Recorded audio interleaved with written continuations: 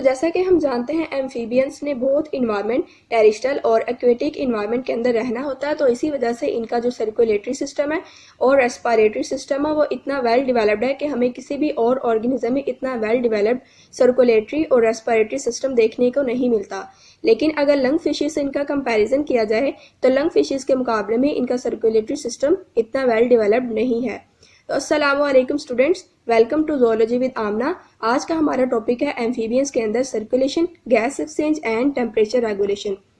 तो चलिए स्टार्ट करते हैं। सबसे पहले सर्कुलेटरी सिस्टम को देखते हैं। तो सर्कुलेटरी सिस्टम को देखें तो इनका अगर हार्ट का स्ट्रक्चर देखें तो एट्रियम जो है वो पार्शली डिवाइडेड है यूरोडेल्स के अंदर यानी ऑर्डर यूरोडेला के अंदर, और कम्प्लीटली डिवाइडेड है एन्यूरन्स के अंदर। यानी एट्रियम हम देखेंगे कि लेफ्ट और राइट एट्रियम के अंदर डिवाइडेड नहीं है यूरोडेल्स के अंदर, और एन्यूरन्स के अंदर देखें तो पार्टीशन कंप्लीट है। लेफ्ट और राइट एट्रियम जो है वो हमें देखने को मिलेंगे, जैसे कि हम यहाँ पे देख भी सकते हैं। ये हमारे पास है राइट एट्रियम और दूसरा हमारे पास इधर है लेफ्ट एट्रियम। इसके बाद अब क्योंकि जो वेंट्रिकल है, वेंट्रिकल में भी कोई सेप्टेशन नहीं है, ठीक है। तो ये हमारे पास है वेंट्रिकल, ये भी डिवाइडेड नहीं है लेफ्ट और राइट वेंट्रिकल के अंदर। तो इसका मतलब है वेंट्रिकल के अंदर ऑक्सीजनेटेड और डीऑक्सीजनेटेड जो ब्लड है वो मिक्स हो सकता है। लेकिन यहाँ पे हमारे पास है एक और स्ट्रक्चर जो कि हमारे पास है कोनस आर्टेरियोसिस, या इसका दूसरा नाम है वेंट्रल एओर्टा। अब ये जो कोनस आर्टेरियोसिस है या वेंट्रल एओर्टा, इसके अंदर मौजूद होता है स्पाइरल वॉल्व। अब इस स्पाइरल वॉल्व का काम क्या होता है कि पल्मोनरी और सिस्टेमिक सर्किट को मेंटेन रखना, यानी कि जो ब्लड आ रहा है लेफ्ट साइड से, ठीक है, जो कि ऑक्सीजनेटेड ब्लड है वो बॉडी की तरफ जाए, और जो राइट साइड से डीऑक्सीजनेटेड ब्लड आ रहा है बॉडी की तरफ से वो आगे लंग्स की तरफ जाए, ठीक है। ये काम होता है स्पाइरल वाल्व का कोनस आर्टेरियोसिस के अंदर। अब हमें पता है जैसा कि लेफ्ट साइड पे हमारे पास होता है ऑक्सीजनेटेड ब्लड और राइट साइड पे होता है डीऑक्सीजनेटेड ब्लड, ठीक है। ये तो हो गया ना आम केस। लेकिन हमें पता है एम्फीबियंस के अंदर जो है ना स्किन भी एक रेस्पिरेटरी ऑर्गन है, ठीक है। यानी कि एम्फीबियंस स्किन के जरिए भी रेस्पायर कर सकते हैं, ठीक है। अब स्किन के जरिए जब रेस्पायर करेंगे तो क्या होगा, इसका मतलब है कि जो ब्लड जो है वो राइट साइड पे प्रेजेंट है उसमें भी तकरीबन उतनी ही कंसंट्रेशन मौजूद है जितनी कि राइट साइड पे जो ब्लड मौजूद है उसमें ऑक्सीजन कंसंट्रेशन है, ठीक है।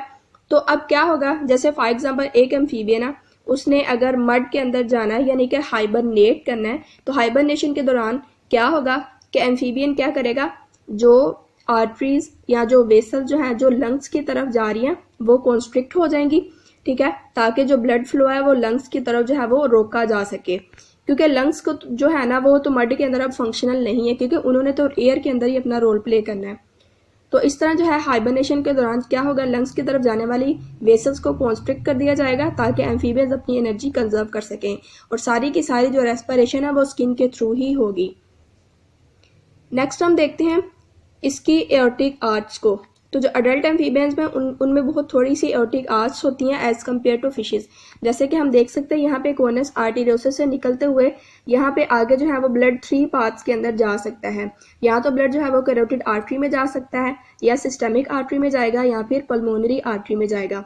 कैरोटिड आर्टरी में जाएगा तो इसका मतलब है ये आगे जाएगा हेड वाली साइड पे, सिस्टेमिक आर्टरी में जाएगा तो बॉडी वाली साइड पे जाएगा, और पल्मोनरी आर्टरी में जाएगा तो आगे ये लंग्स को डिलीवर हो जाएगा। अब ये तो हमने पढ़ लिया इनका सर्कुलेटरी सिस्टम किसी हद तक डिटेल में। अब आगे हम देखते हैं कि लिम्फेटिक सिस्टम भी होता है यहाँ पे एम्फीबियंस के अंदर। यानी अब लिम्फेटिक सिस्टम क्या है भाई, लिम्फेटिक सिस्टम अब इस तरह का सिस्टम है जिसमें फ्लूइड्स वगैरह और आइंस वगैरह जो है वो स्किन से भी ट्रांसपोर्ट हो सकते हैं, वाटर वगैरह, और इसमें जो है वो फ्लूइड्स की मूवमेंट होती है। अब लिम्फेटिक सिस्टम अगर हम बाकी ऑर्गेनिज्म या बाकी वर्टिब्रेट्स का देखें तो उसमें कोई भी पंपिंग लिम्फेटिक वेसल्स प्रेजेंट नहीं होती, लेकिन एम्फीबियंस के केस में लिम्फेटिक वेसल्स जो पंपिंग है प्रेजेंट है, जिनको हम लिम्फेटिक हार्ट्स का नाम देते हैं। और ऑफ कोर्स यही लिम्फेटिक हार्ट्स हैं जो लिम्फेटिक सिस्टम के अंदर लिम्फ को जो है आगे फ्लो करने का या फिर सर्कुलेट करने का काम करते हैं। अब यहाँ पे हमारे पास क्या है, अगर मिसाल के तौर पे अगर स्किन देखें एम्फीबियंस की, तो एम्फीबियंस की ये स्किन है, आगे ये हमारे पास है बॉडी मसल्स, तो इनके दरमियान भी लिम्फेटिक स्पेसेस जो हैं वो प्रेजेंट होती हैं, जिनका फंक्शन ऑफ कोर्स होता है क्योंकि स्किन परमिएबल है तो स्किन से वाटर को एब्जॉर्ब करके यहाँ पे लिम्फेटिक स्पेसेस में स्टोर कर लिया जाता है, और जरूरत पड़ने पे इसको बाकी बॉडी को जो है वो ट्रांसपोर्ट कर दिया जाता है। नेक्स्ट हम देखते हैं एम्फीबियंस के अंदर गैस एक्सचेंज के प्रोसेस को। तो गैस एक्सचेंज जो है वो एम्फीबियंस में 3 तरह से हो सकती है, स्किन से भी हो सकती है, लंग्स से भी हो सकती है, इसके अलावा जो है फेरेंक्स से भी हो सकती है। ठीक है, अगर गिल्स प्रेजेंट है तो गिल्स से भी हो सकती है, फेरेंक्स प्लस जो बक्कल कैविटी या बक्कल रीजन दोनों से होगी। तो अब गैस एक्सचेंज, अब हमें पता है वैसे तो एम्फीबियंस हैं वो मोस्टली हम उनको टेरेस्ट्रियल ही मानते हैं, क्योंकि ज़्यादातर एम्फीबियंस है ना उनका लाइफ साइकिल टेरेस्ट्रियल इन्वायरमेंट में होता है। वैसे इनकी जो इमेच्योर स्टेजेस होती हैं वो ऑफकोर्स वाटर के अंदर भी होती हैं, लेकिन अब क्योंकि हमें पता है एयर के अंदर 20 टाइम्स जो है वो मोर ऑक्सीजन कंसनट्रेशन प्रेजेंट है एज कम्पेयर टू वाटर, तो इसका मतलब है टेरेस्ट्रियल इन्वायरमेंट्स को जो है वो इतनी ज़्यादा एनर्जी स्पेंड नहीं करनी पड़ती रेस्पिरेशन में, जैसा कि जितनी के फिशेस को या एक्वेटिक ऑर्गेनिजम्स को स्पेंड करनी पड़ती है। तो चलिए सबसे पहले हम और डिस्कस करते हैं एम्फीबियंस में रेस्पिरेशन का, जो कि है थ्रू स्किन। तो एम्फीबियंस जो है वो अगर स्किन के थ्रू रेस्पायर करेंगे तो इसको हम नाम देते हैं क्यूटेनियस रेस्पिरेशन का। अब स्किन क्या है जी, एक तो स्किन जो है वो रिचली सप्लाइड है ब्लड कैपिलरीज से, कि ब्लड कैपिलरीज हमें बहुत ज़्यादा नज़र आती है स्किन के अंदर, और दूसरा ये कि स्किन जो है इसकी मॉइस्ट होती है, क्योंकि रेस्पिरेशन हमेशा मॉइस्ट सरफेस से ही हो सकती है। तो यही 2 फैक्टर्स है जिसकी वजह से स्किन जो है वो बहुत ही अच्छा जो है वो रेस्पिरेटरी ऑर्गन बन जाता है।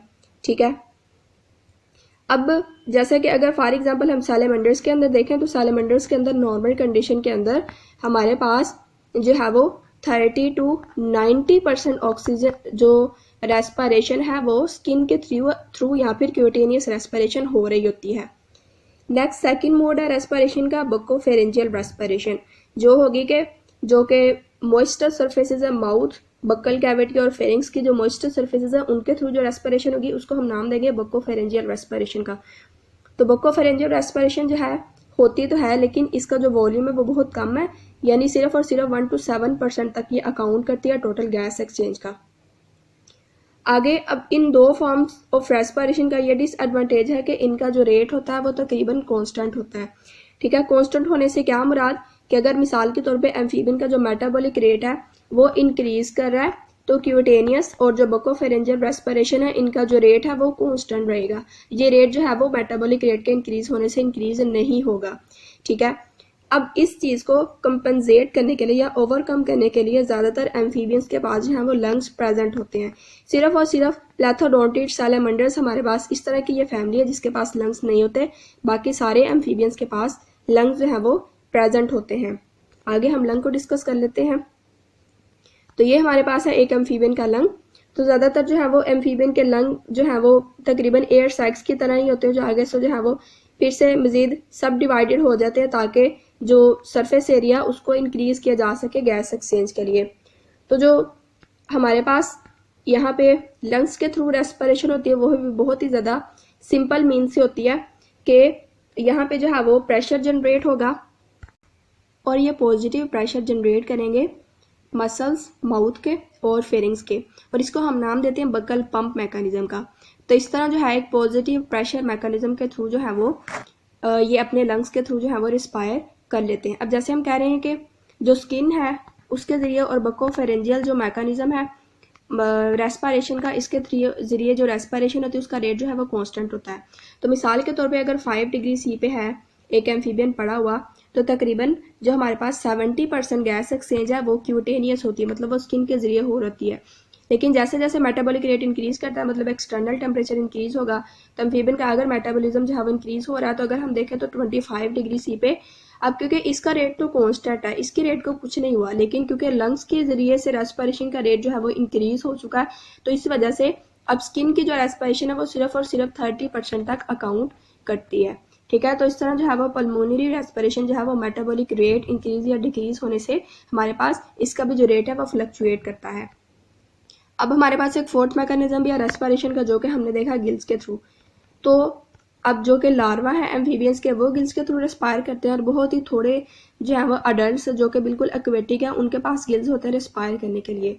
अब गिल्स के दरमियान क्या है भाई, कार्टिलेजिनस रॉड जो है वो बनी होती है, जो कि 3 पेयर ऑफ गिल्स को जो है वो हमारे पास आगे सपोर्ट करती हैं। आगे जैसे ही मेटामॉर्फोसिस होगी, तो मेटामॉर्फोसिस होने के बाद क्या होगा, ये गिल्स भी जो है वो रीअब्जॉर्ब हो जाएंगे और कार्टिलेजिनस रॉड्स भी हैं ये भी जो है वो बिल्कुल ख़त्म हो जाएंगी और लंग्स जो है वो इनकी जगह पे ले लेंगे। नेक्स्ट हम देखते हैं टेम्परेचर रेगुलेशन के प्रोसेस को। तो टेम्परेचर रेगुलेशन में अब हमें पता है एम्फीबियंस जो है वो एक्टोथर्मिक होते हैं। एक्टोथर्मिक मीन्स कि ये एक्सटर्नल हीट पे डिपेंड करते हैं अपने बॉडी टेम्परेचर को मेंटेन करने के लिए, ठीक है। तो अब टेम्परेचर रेगुलेशन जो है वो इनमें ज़्यादातर बिहेवियरल है। बिहेवियर मतलब कि अपने बिहेवियर से ही ये अपने टेम्परेचर को जो है वो किसी हद तक मेंटेन करेंगे। जैसा कि मिसाल के तौर पे अगर इवेपोरेटिव हीट लॉस हो रहा है तो उससे जो है वो एम्फीबियंस कूलिंग ले लेते हैं, और कुछ जो है वो नॉकटर्नल है, मतलब वो सिर्फ और सिर्फ नाइट टाइम में ही बाहर निकलेंगे ताकि डे टाइम में जो है वो टेम्परेचर को जो है वो अपने को रेगुलेट किया जा सके। इसके अलावा एक मील के बाद जो है वो सन बाथ लेना भी बहुत ज़्यादा कॉमन है काफ़ी एम्फीबियंस में। तो एक मील के बाद अगर सन बाथ लेंगे तो इसका मतलब है हीट वो इनटेक करेंगे, जिसकी वजह से क्या होगा, इनके सारे के सारे प्रोसेस जैसा कि ग्रोथ है, ग्रोथ का रेट इंक्रीज हो जाएगा। इसके अलावा जो डाइजेस्टिव प्रोसेसेस है उनका रेट इंक्रीज हो जाएगा, और इसके अलावा फैट डिपोजिशन का जो प्रोसेस है वो भी इंक्रीज हो जाएगा। अब फैट डिपोजिशन भी ऑफकोर्स बहुत ज़रूरी होती है ताकि हाइबरनेशन का जो पीरियड है या डोरमेंसी का जो पीरियड है उसको सर्वाइव किया जा सके। लेकिन अब इनका अगर सीजनल टेम्परेचर देखें ना तो ये बहुत ज़्यादा फ्लक्चुएट करता है, मतलब इनमें बहुत ज़्यादा हमें देखने को मिलता है कि काफ़ी ज़्यादा डिफरेंसेस हैं कि एक सीज़न में कुछ है और दूसरे सीज़न में कुछ है। जैसे मिसाल के तौर पे अगर हम सैलेमंडर्स के अंदर देखें तो सैलेमंडर का जो क्रिटिकल टेम्परेचर रेंज है वो -2 से 27 डिग्री सेंटीग्रेड तक है। इसी तरह एन्यूरन्स के अंदर ये जो टेम्परेचर रेंज है ये हमारे पास 3 से 41 डिग्री सी पे है। तो स्टूडेंट्स ये थी आज की वीडियो। अगर आपका इसमें से कोई क्वेश्चन है या कन्फ्यूजन है तो आप मुझे कमेंट के अंदर पूछ सकते हैं। अगर आपको वीडियो अच्छी लगी है तो मज़ीद इन्फॉर्मेटिव वीडियोज़ के लिए चैनल को सब्सक्राइब करें। नेक्स्ट वीडियो तक के लिए अल्लाह हाफिज़।